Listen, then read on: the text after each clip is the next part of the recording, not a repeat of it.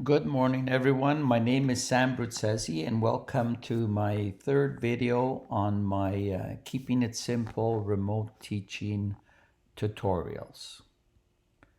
If you look at the screenshot, you will see the links to the two videos I've already created, and I've also added an excellent mini tutorial on using Pear Deck to make interactive presentations by Stacy, and I've introduced the ACE framework. This is for University CEGEP by Plymouth University.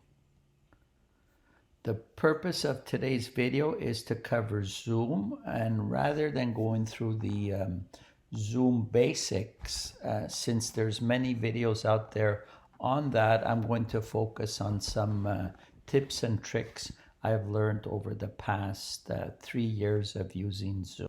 First thing is make sure the room is set up and it's password protected and that everything is working. Typically, TLS at McGill will set this up for you, but it's important to double and triple check before you start your first class. First thing you need to do is assign the groups for the breakout room. I will show you screenshots shortly. And some profs and teachers like to have the same groups week by week, and other profs like to change them. That's totally up to you. Make sure that whatever videos the class has to watch is uploaded on My Courses or Moodle. This way, if the bandwidth is slow, the students can watch from home remotely instead of sucking up the bandwidth on Zoom. Also, if you're going to be using the breakout room session, make sure that you create a doc, and each week what I find works for me is to create the doc and assign a specific task. So typically I have small groups of between 6 to 8 students. I assign a timekeeper, a note taker, and a group leader, and these tasks are rotated. The best resource I've seen on teaching with Zoom properly is the link is here, and Julie has created that. It's well worth you checking it out.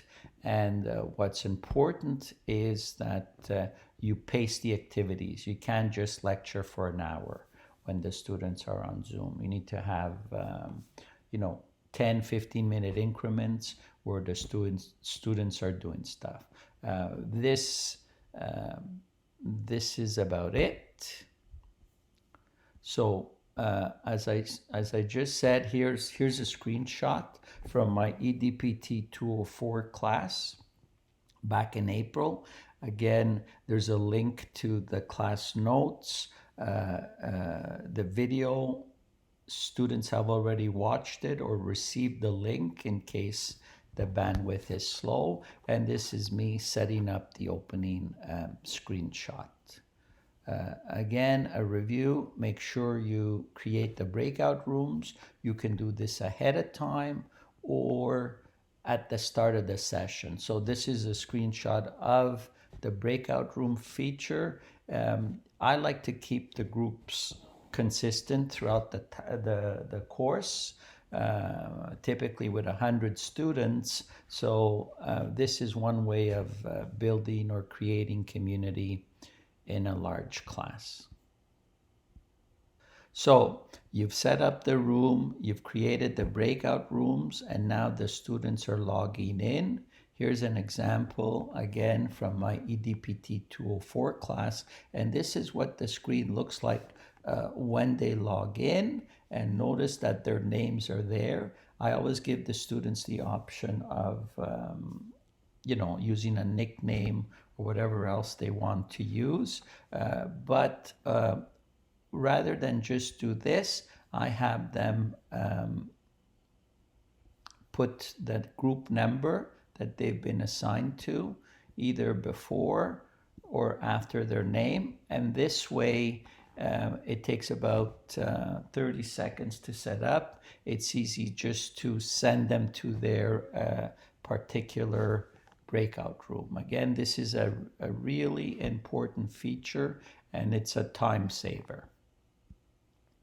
My last video was focused on using Pear Deck, and I will share, here's a screenshot of students getting ready to present to the class using Pear Deck. And remember, Pear Deck allows the students to interact with each other and with you, and you see their answers in real time setup. So again, notice the students are about to present. There's 73 students connected.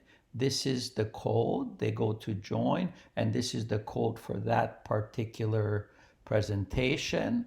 The next screenshot, I've passed it over to the students. So notice now Sarah is introducing the group presentation. So there's 75 students. The code to join is here, and the class is ready to go, and the students take over. Sarah introduces Damiano, who starts his part of the presentation, and at this point, the students are interacting with each other using Pear Deck. Whatever questions the students ask them, the group that's presenting sees the student answer in real time. And again, the beauty of Pear Deck is that this can be done face-to-face or in an online setting. Here's one screenshot from another presentation. Again, notice that the code has changed, and the beauty of Pear Deck is that when the presentations are over, the session is ended, the students automatically get the Google Slides or the PowerPoint presentation where their answers are recorded and they can use to study for upcoming exams. So here's the slide I started out with. So very important, we've covered these. Check out the Julie's learning checklist. And this is where we're at so far.